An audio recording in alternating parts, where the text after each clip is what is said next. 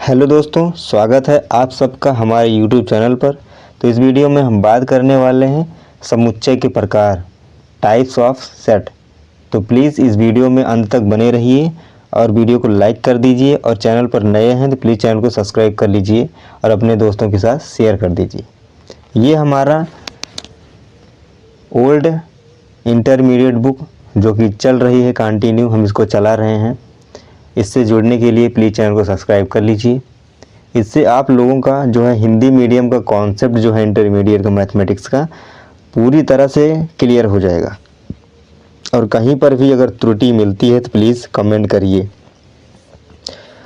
क्योंकि पढ़ाते समय हो सकता है कि कुछ कमियां हो सकती हैं। ठीक है, तो अगर ऐसा है तो प्लीज़ कमेंट करिएगा। तो और जैसा भी है वीडियो कमेंट करिएगा, अच्छा है या बुरा है प्लीज़ कमेंट करिएगा और वीडियो को लाइक करिएगा। तो चलिए वीडियो को स्टार्ट करते हैं बिना किसी देरी के।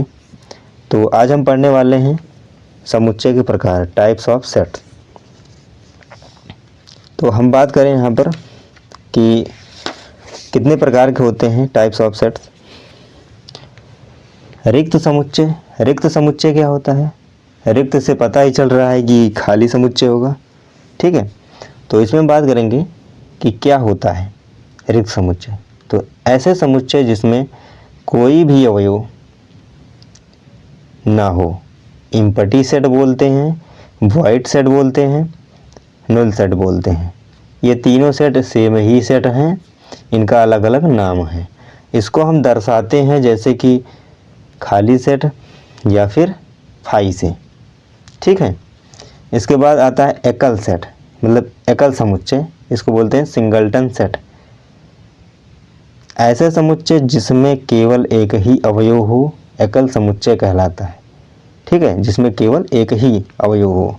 यहाँ पर देखिए दो जो है एक ही अवयव है, यहाँ पर फाई जो है केवल एक ही अवयव है। यहाँ पर फाई का मतलब अवयव से है, ना कि रिक्त समुच्चय से, ये बिल्कुल ध्यान में रखिएगा।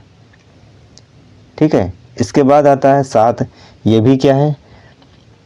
एक क्या है? अवयव है। यहाँ पर जीरो भी एक अवयव है, इसको खाली मत समझिएगा।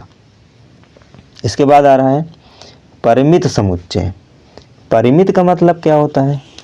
परिमित का मतलब होता है फाइनाइट, और फाइनाइट का मतलब होता है जिसमें सीमित अवयव हो, जिसमें सीमित अवयव हो। ऐसे समुच्चय जिनमें अवयवों की संख्या क्या हो? सीमित हो, जिसे हम निश्चित बोलते हैं। निश्चित हो, कितने हैं उनको हम काउंट कर सकें, वही क्या है? परिमित समुच्चय कहलाते हैं। तो जैसे कि हम एक एग्जाम्पल के थ्रू समझते हैं, 1 2 3 4 डॉट डॉट डॉट 20, मतलब यहाँ पर डॉट डॉट का मतलब ये हुआ, और लास्ट में लिखा हुआ है 20, मतलब 20 तक ही जाएंगे, इससे ज़्यादा नहीं जाएंगे। तो 20 तक तो हम गिनती गिन ही सकते हैं ना, 20 तक तो हम जानते ही हैं ना, सीमित है ये, इसीलिए हम इसको परिमित समुच्चय बोलेंगे। इसके बाद आते हैं अपरिमित समुच्चय। अपरिमित समुच्चय का मतलब ये हुआ इनफाइनाइट सेट। ठीक है, ऐसे समुच्चय जिनमें अवयवों की संख्या असीमित हो, मतलब अनिश्चित हो, हमें ये ना पता चले कितना है, हम काउंट ना कर सके, अनगिनत हो। ठीक है, उसको बोलेंगे अपरिमित समुच्चय। उदाहरण के थ्रू हम समझते हैं, जैसे कि a बराबर मतलब ब्रैकेट 1 2 3 डॉट डॉट डॉट, यहाँ पर डॉट डॉट डॉट है, लास्ट में कुछ भी नहीं लिखा है और ब्रैकेट लगा दिया गया है। इसका मतलब ये हुआ कि ये अनंत तक जाएगा। ठीक है, अनंत तक जाएगा और इसकी कोई सीमा नहीं है। ठीक है, इसीलिए इसको क्या बोलते हैं? अपरिमित समुच्चय या इनफाइनाइट सेट। इसके बाद आगे बढ़ते हैं समान समुच्चय, कि ये समान समुच्चय क्या होता है। बहुत से ऐसे स्टूडेंट हैं जिनको ये नहीं पता होगा कि समान समुच्चय किसे कहते हैं और समतुल्य समुच्चय किसे कहते हैं। इन दोनों में डिफरेंस नहीं पता होगा, तो आज हम डिफरेंस को क्लियर कर देंगे, 100% क्लियर कर देंगे। इसके बाद है समान समुच्चय, इक्वल सेट बोलते हैं इसको। ठीक है, ऐसे दो समुच्चय जिनमें बराबर तथा समान हो, क्या समान हो? अवयव, यहाँ पर लिखना भूल गए, इनमें अवयव यहाँ पर लिख देंगे, अवयव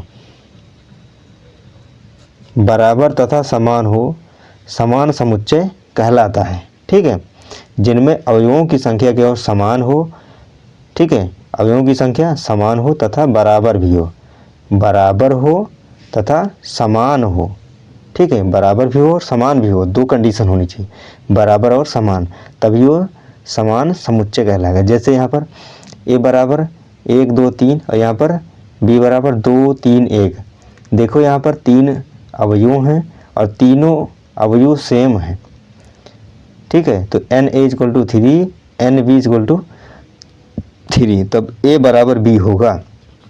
जब a बराबर b होगा और ये तो बराबर होना ही चाहिए, तब ये जाकर के समान समुच्चय होगा। मतलब ये तीनों समान होने चाहिए और कोई भी अवयव नहीं होना चाहिए दोनों में, इनके अलावा। इसके बाद समतुल्य समुच्चय, जिसको हम इंग्लिश में इक्विवेलेंट सेट बोलते हैं, तो इसको समझते हैं। ऐसे दो समुच्चय जिनमें अवयवों की संख्या बराबर हो, क्या हो, अवयवों की संख्या बराबर हो। ये बराबर वाला कंडीशन तो फॉलो कर रहा है, तो इसमें भी बराबर हो तथा समान भी हो सकता है। अगर इसके तरह समान है तब भी वो समतुल्य समुच्चय होगा, और असमान भी हो सकता है। मतलब अगर समान ना हो तभी भी क्या होगा, ये इक्विवेलेंट सेट होगा, समतुल्य समुच्चय कहलाता है। ठीक है, तो यहाँ पर देखिए a बराबर a b c और b बराबर 1 2 3। तो यहाँ पर देखिए n a = 3, n b = 3, तो n a = n b, लेकिन a ≠ b। इसमें जो अवयव हैं, ये जो अवयव हैं दोनों समान नहीं हैं, इसलिए इनको हम a ≠ b लिख रहे हैं। इसी वजह से क्या है, ये इक्वल सेट नहीं है, समान समुच्चय नहीं है, लेकिन यह समतुल्य समुच्चय है, मतलब इक्विवेलेंट समुच्चय है, इक्विवेलेंट सेट है। इसके बारे में और डिटेल में पढ़ते हैं। नोट, एक समान समुच्चय समतुल्य समुच्चय हो सकता है, इसको याद रखिएगा, समझिएगा। एक समान समुच्चय समतुल्य समुच्चय हो सकता है, लेकिन समतुल्य समुच्चय कभी भी समान समुच्चय नहीं होता है। ठीक है, मतलब एग्जाम्पल के थ्रू समझते हैं। a बराबर 1 2 3, b बराबर 2 3 1। यहाँ पर देखिए n a बराबर 3, n b बराबर 3। मतलब n a का मतलब ये होता है कि a के सभी एलिमेंट कितने हैं, 3। मतलब a के कितने अवयव हैं, 3 हैं। n b का मतलब होता है b के कितने अवयव हैं, 3 हैं, वही बात है। तो देखो यहाँ पर 3, यहाँ पर 3, मतलब बराबर हो गए, 3 3। और यहाँ पर देखिए क्या सेम है, ये वाले दोनों सेम है, तो सेम है, इसलिए क्या है, ये क्या है, यह समान समुच्चय तथा समतुल्य समुच्चय दोनों है। क्यों है ऐसा, यहाँ पर हम बोले हैं कि एक समान समुच्चय समतुल्य समुच्चय हो सकता है। जब ये समान समुच्चय है तो ये क्या है, समतुल्य समुच्चय भी हो सकता है। ठीक है, लेकिन समतुल्य समुच्चय कभी भी समान समुच्चय नहीं होता है। यहाँ पर ऐसा लिखना चाहिए था कि कभी कभी समान समुच्चय नहीं होता है। ठीक है, कभी कभी यहाँ पर, लेकिन समतुल्य समुच्चय हमेशा, लेकिन समतुल्य समुच्चय हमेशा, यहाँ पर लिखना चाहिए था हमेशा, हमेशा समान समुच्चय नहीं होता, ये गलत है। कभी कभी होता है, कभी कभी नहीं होता ना, तो हमेशा नहीं होगा, ये ध्यान में रखना है।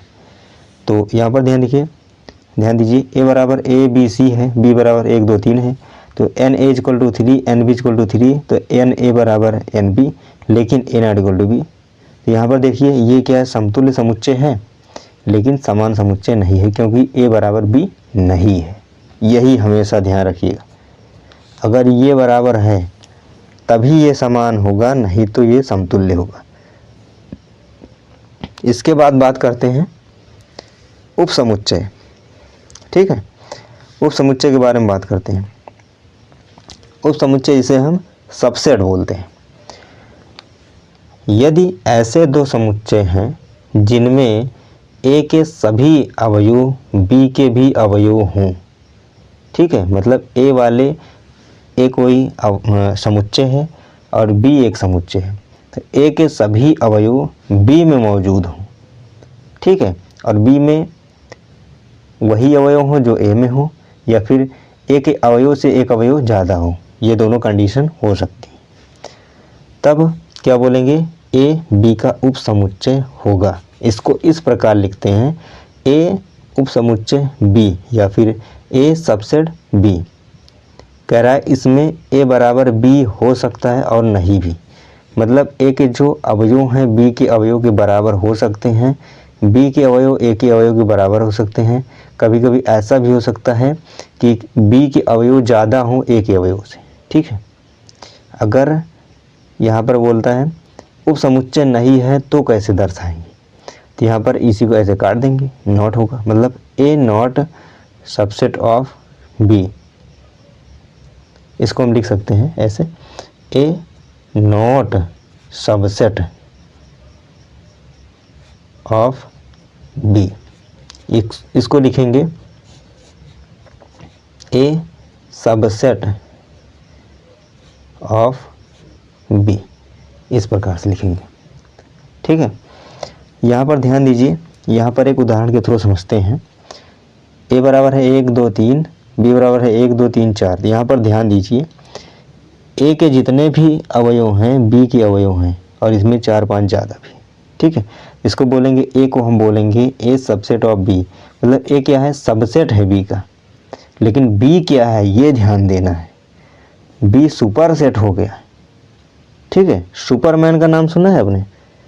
सुपरमैन का मतलब ये होता है जिसमें पावर ज़्यादा हो, नॉर्मल आदमी की तुलना में उसमें पावर ज़्यादा हो। तो यहाँ पर ध्यान दीजिए, इसमें पावर ज़्यादा है ए की तुलना में, मतलब ये कम है इससे, इसलिए इसको बोल रहे हैं super set, Superman, super set, ठीक है। बी सुपर सेट ऑफ ए। ए यहाँ पर ध्यान दीजिए, बी क्या है, हिंदी में बोलेंगे इसको अधिसमुच्चय ऑफ ए, और इंग्लिश में बोलेंगे बी सुपर सेट ऑफ ए। समझ में आ गया ना? तो इसको उल्टा लिखेंगे, ठीक है, बी सुपर सेट ऑफ ए। इसको इस प्रकार पढ़ते हैं, क्या पढ़ेंगे, बी सुपर सेट ऑफ ए, इस प्रकार से इसको पढ़ेंगे, इस प्रकार से उल्टा लिखेंगे इसको हम। तो सुपर सेट है ए का, क्योंकि ए के सारे अवयव बी में हैं, ठीक है, समझ में आ गया। इसके बाद आगे बढ़ते हैं, उचित उपसमुच्चय। उचित उपसमुच्चय इसे बोलते हैं प्रॉपर सबसेट। जब ए के समुच्चय बी का उपसमुच्चय हो, मतलब ए का समुच्चय बी का उपसमुच्चय हो, लेकिन A not equal to B, A B के बराबर ना हो, तब वह उचित उपसमुच्चय कहलाता है। ध्यान दीजिए, जैसे यहाँ पर ए बराबर क्या है 1 2 3 और बी बराबर क्या है 1 2 3 4, ठीक है। तो यहाँ पर इसको हम इस प्रकार लिखेंगे, A proper subset B, A proper subset of B बोलेंगे। यहाँ पर ध्यान दीजिएगा, ये कभी भी क्या है एक दूसरे के बराबर नहीं होंगे, हमेशा बी वाला बड़ा हो गया, ठीक है, हमेशा बी वाला बड़ा होगा। और यहाँ पर ध्यान दीजिए, यहाँ पर बी वाला के मतलब बी के बराबर हो सकता है और बी से बड़ा भी हो सकता है, इसलिए यहाँ पर इक्वल का भी साइन लगा हुआ है, ये ध्यान रखिएगा। इसके बाद अगर हम बात करें कि कुछ फार्मूले होते हैं, उनके बारे में हम बात कर लेते हैं। जैसे कि अगर हम बात करें सबसेट, मतलब सबसेट को उपसमुच्चय बोलते हैं ना, उपसमुच्चय कि कोई भी सेट दिया है उसमें कितने सबसेट होंगे या उपसमुच्चय होंगे। मान लीजिए ए बराबर दिया है 1 2 3, तो इसका एक फार्मूला होता है 2 पावर n। और n बराबर कितने हैं यहाँ पर 3 है, तो यहाँ पर लिख सकते हैं 2 की पावर 3, तो बराबर हो जाएगा ये 2 गुणे 2 गुणे 2 बराबर 8। तो इसके कितने उपसमुच्चय होंगे? 8 होंगे। और वहीं पर अगर बात कर लिया जाए कि प्रॉपर सबसेट मतलब उचित उपसमुच्चय, तो इसका जो फार्मूला होता है वो कुछ इस प्रकार होता है 2 पर n माइनस 1। तो मतलब यहाँ पर 8 है, 8 में से 1 माइनस कर देंगे क्योंकि n बराबर पता ही है इसमें ये होता है, तो लिखेंगे 2 पर 3 माइनस 1, तो ये हो जाएगा 8, 8 में से 1 गए 7। ठीक है, उम्मीद करता हूँ इतना समझ में आया होगा। तो मिलते हैं अगली वीडियो में, तब तक के लिए धन्यवाद। Best of luck all of you.